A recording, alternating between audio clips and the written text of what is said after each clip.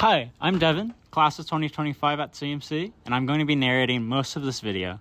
That's Dasa, class of 23 at Scripps, Mina, class of 24 at Pitzer, and Icy, class of 26 at CMC. We hope you get to learn more about what aquaculture looks like in Maine through our research and video. As a group of student researchers, we're traveling to Maine to get a better picture of what aquaculture looks like and using oysters as a case study. One of the most alarming facts you'll ever hear is that the Gulf of Maine is warming 97% faster than the world's oceans. Because of this, we ask farmers, researchers, chefs, and locals all on their perspectives of what sustainability looks like for them, what their story and background entails, and understanding what oyster farming looks like as a sustainable method of raising seafood. We explored a large-scale oyster operation at Mere Point Oysters with Dan Devereaux, who gave us his perspective and outlook on sustainability in the oyster industry. We also got to tour his facilities and see how he gets to manage millions of oysters in Maine. By 2040 or 2050, we got to act fast. Yeah. And we have to do it now. And it has to be the older folks that are going to be pushing it with a strong backing from the younger generations to move it forward. So, things like this in 20 or 30 or 40 years in the state of Maine will be iconic. It'll be probably as iconic as the lobster fishery. How have you seen the oyster industry grow and change as you've been a part of it? And, I think there's this emphasis on the generational aspect of fishing and farming in Maine. And in terms of sustainable fishing, how has that transferred over in recent years?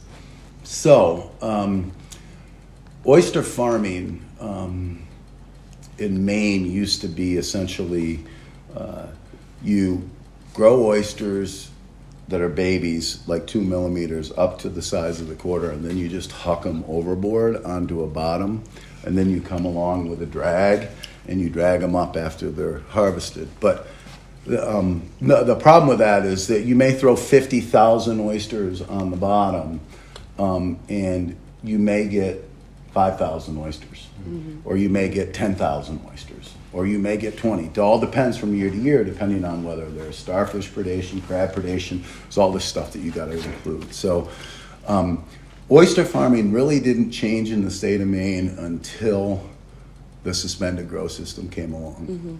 And when people realized that they can grow the oysters at the top of the water where the phytoplankton exists. So that's where the top 36 inches is your most photonic layer.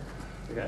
So you get a lot of biological activity in that top 36 inches. So if you float your oysters in that top 36 inches, they're going to have the food source there. So they're going to grow a little bit faster too. And that was around, I want to say 2013 is when the big grow systems came along, like the ones that you'll see out here, the cage room. This is probably the most inefficient place. Wow. So we have, you have a person here, a person here, a person here, a person here. The sizes are out here. The bags are here. So oysters get dumped in the middle, and they're culling them out on sizes. Culling, some are not going to make it to market at all. Some won't make it to market. Some will go, and there's a tray that they usually put here. These are called returns. Yeah. So they'll go and they'll get put in there, and then they'll get put back out on the water to grow some more. Yeah. What's a good oyster look like? It really depends. I mean, oysters are like wine. Seriously. You get some serious oyster snobs along the way.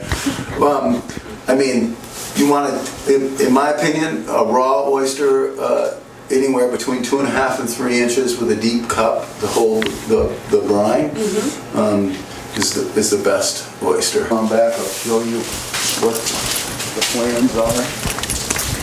That's 10,000 oysters per person. Yeah. A lot of oysters. There's a lot of oysters. So we just built this on here, as you can see. Yeah. So inside here, you'll be able to see over here, but we just got a loan for a automatic color, so it's called an SED laser grader.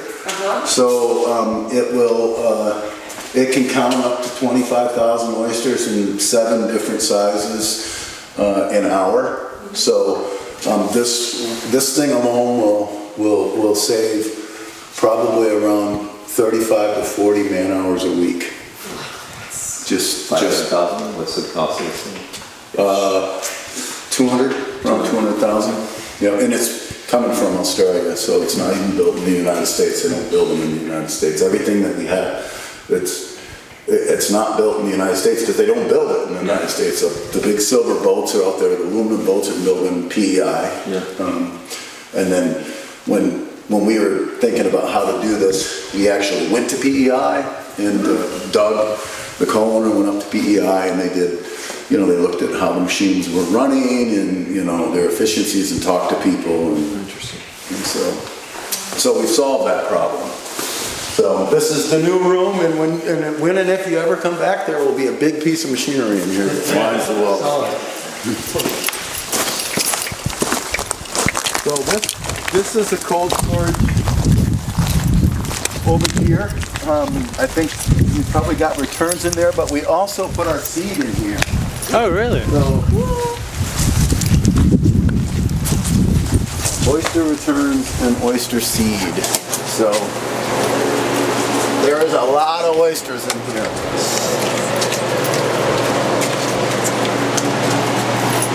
So come on back. If I can fit, yeah.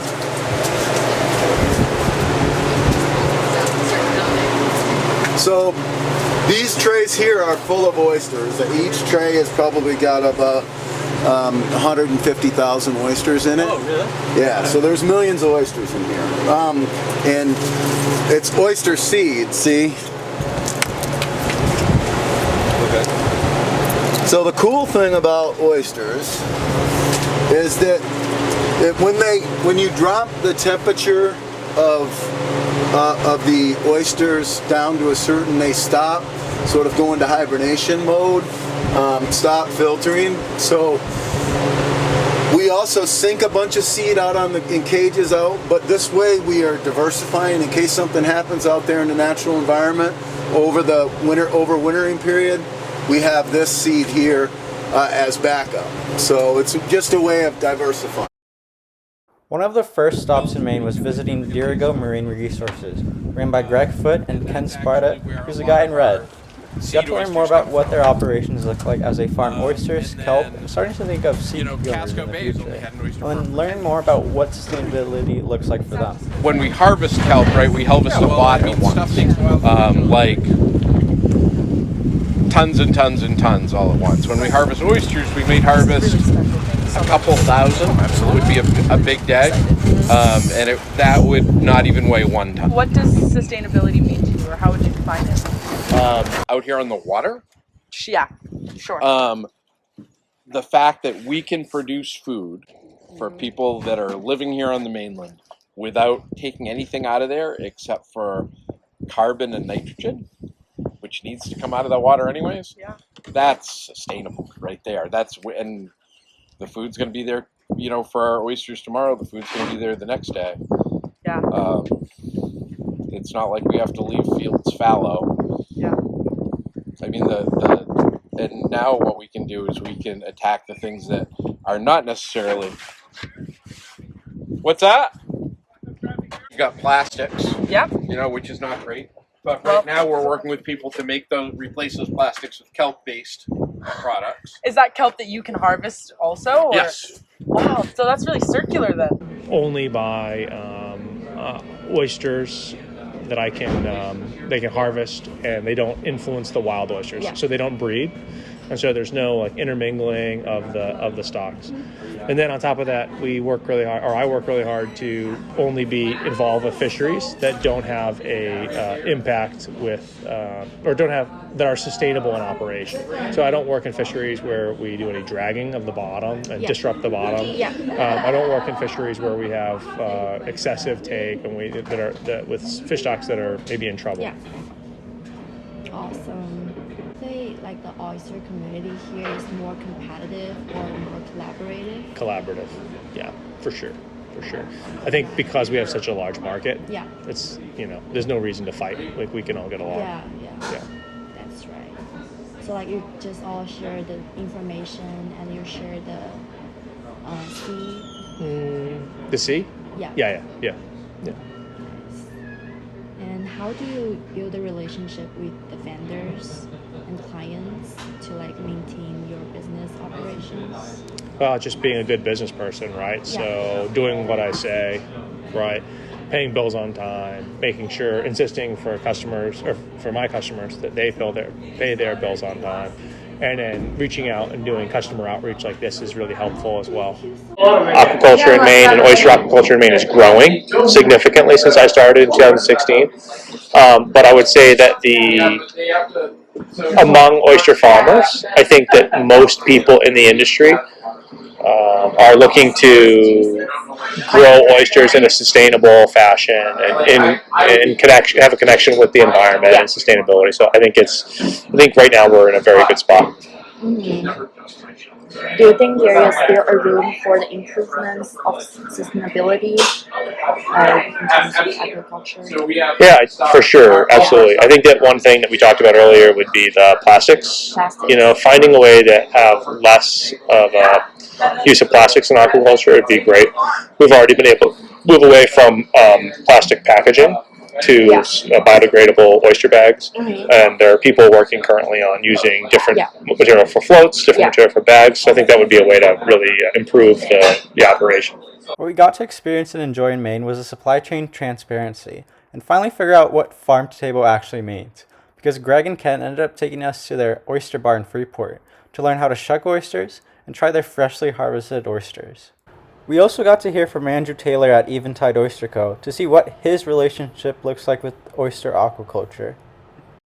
And then I wanted to talk about like supply chain. So how familiar are you with your supply chain? Like, do you know your farmers or fishermen or distributors very well, or what does that look like? Yeah, that's one nice thing about Maine, Portland, and I suspect all of the coast of Maine. Yeah, because I've worked in other cities where the supply chain we weren't as familiar, but like we know everybody. All the places we either buy directly from the oyster farmers, so they're coming in here and dropping off, or we're buying from people right down on the pier right there, and like at any time I can I'll walk right into their shops and into their coolers and poke around, and so I know them very well. So it's just a matter, we started out by using almost exclusively those wholesalers, a couple in particular, ground trading and upstream trucking. But then over time, we started working a little more directly with farms. Yeah. Any farms where we historically bought from those wholesalers, we try to keep those relationships with the wholesalers. There's a big there's a lot of politics involved in the distribution of oysters. Really? Yeah. So for example, if an oyster farm wants to sell directly to us, basically none of the wholesalers will sell or buy their oysters and distribute them. Oh. Because they feel like they're like, well, you're going to cut us out and sell directly to them. So, then okay, we won't distribute for you. That's fine.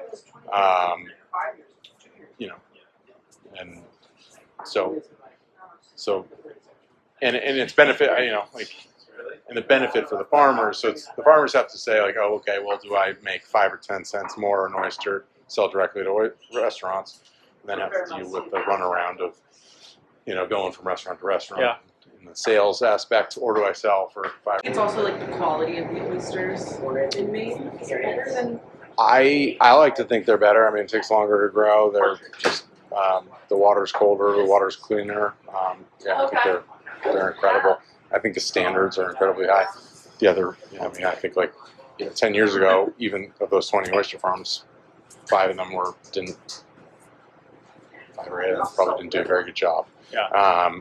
And now you got 20 plus that are extremely meticulous, well cleaned oysters, a lot of attention's paid, a lot of tumbling, a lot of just handled a lot, and just results in a really nice product. So, whereas I think far superior to sort of the warmer weather oysters that are sort of mass produced down in Chesapeake and Gulf of Mexico.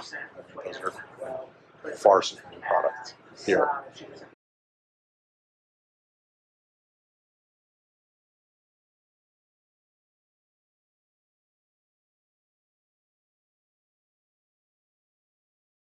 So most of your seafood is sourced locally, I assume then? Most of it, or farmed. Okay. You know, if we bring in, like we'll work with like Brown Trading, who works with some like sustainable farms in Spain and Norway and all over the world, of Hawaii, and so we'll bring in some of those fish. But if you went on, so most of your fish is from elsewhere, aside from whitefish. What's that? Most of your fish is sourced from elsewhere, then? No, I would say most of it is from here, but we will make that exception for farm fish. It's like done sustainably. So, but I would say if you go on the menu right now, 90% of what's on there is going to be local. Well, so or at least regional. Yeah. You know, Is that typical of like a seafood restaurant here? I don't know. Probably not. I mean, it depends on the place, but I think you're going to find a lot of places that serve, the salmon, the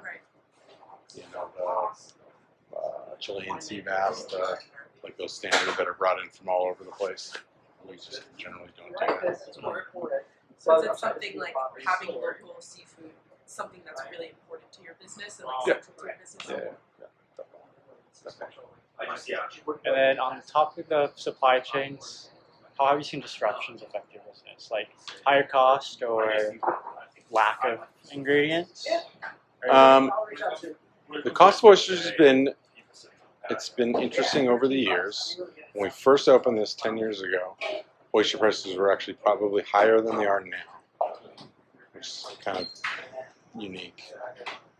Then, basically there was only, I'd be curious to probably figure this out, but there's probably only like 20 oyster farms in the state at that time. Yeah. And, we bought from, say, half of them, right? And then we,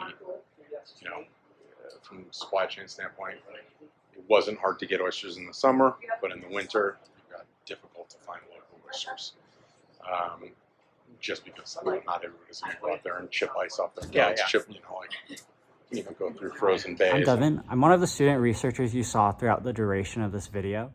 Meeting everyone in Maine, we learned how significant of a role that the seafood and aquaculture industry has in shaping the cultural identity, community, and the economy of Maine. Everyone is related to the water in some shape or some form.